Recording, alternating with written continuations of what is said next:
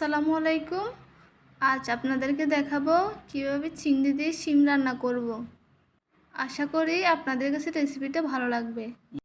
রেসিপিটি ভালো লাগলে শুরু থেকে শেষ পর্যন্ত দেখতে থাকুন। চলুন মূল রেসিপিতে যাওয়া যাক। আমি এখানে একটি ফ্রাই প্যান বসিয়ে দিলাম চুলায়। পরিমাণ মতন তেল দিয়ে গরম করে নিলাম। একটি পেঁয়াজ কুচি দিয়ে দিলাম, একটি রসুন কুচি দিয়ে দিলাম, কয়েক ফালি কাঁচামরিচ দিয়ে দিলাম। সবগুলো একসাথে নেড়ে ছেড়ে হালকা একটু ভেজে নেব। ভেজে নেওয়া হয়ে গেলে মিডিয়াম সাইজের টমেটো কুচি দিয়ে দিলাম। আবারও কাঠের সাহায্যে ভালোভাবে মিশিয়ে নেব। মিশিয়ে নেওয়া হয়ে গেলে হলুদের গুঁড়া, অল্প পরিমাণ মরিচের গুঁড়া, হাফ চামচ ধনিয়া গুঁড়া, পরিমাণ মতো লবণ, ম্যাগি মশলা দিয়ে দিলাম। সবগুলো একসাথে ভালোভাবে মিশিয়ে নেব।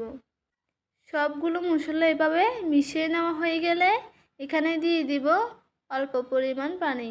আবারও ভালোভাবে নেড়ে ছেড়ে ঢাকনা দিয়ে দিব কিছুক্ষণ কষানোর জন্য।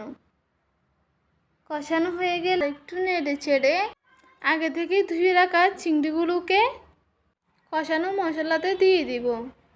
সবগুলো চিংড়ি কাঠির সাহায্যে আস্তে আস্তে করে সবগুলো মশলা ভালোভাবে মিশিয়ে নেব, যাতে মশলাগুলো মাছের গায়ে ভালোভাবে ঢুকতে পারে। মিশানো হয়ে গেলে ঢাকনা দিয়ে আমি কিছুক্ষণ কষিয়ে নেব। আবার কষানো হয়ে গেলে আবার নেড়ে ছেড়ে কিছুক্ষণ মিশিয়ে নেব। আগে থেকে পরিষ্কার এবং ধুয়ে রাখা শিমগুলোকে কষানো চিংড়িগুলোতে দিয়ে দিব। দেওয়া হয়ে গেলে আমি এখানে কাঠির সাহায্যে সবগুলো একসাথে মিশিয়ে নেব, যাতে শিম চিংড়ি মশলা একসাথে ভালোভাবে মিশতে পারে। কিছুক্ষণ কষানোর জন্য ঢাকনা দিয়ে দিব। কষানো হয়ে গেলে কাঠির সাহায্যে একটু নেড়ে ছেড়ে মিশিয়ে নেব। মিশানো হয়ে গেলে পরিমাণ মতো পানি দিয়ে কিছুক্ষণ রান্না করে নেব। আবারও ঢাকনা দিয়ে দিব। 2 মিনিট পর কয়েক ফালি টমেটো আলতোভাবে শিমের উপর বসিয়ে দিব। সবগুলো টমেটো দেওয়া হয়ে গেলে আস্তে আস্তে করে সবগুলো ধনিয়া পাতা আমি এখানে দিয়ে দিব। ধনিয়া পাতাগুলো দেওয়া হয়ে গেলে ঢাকনা দিয়ে 1 মিনিটের মতন করে রান্না করে নেব।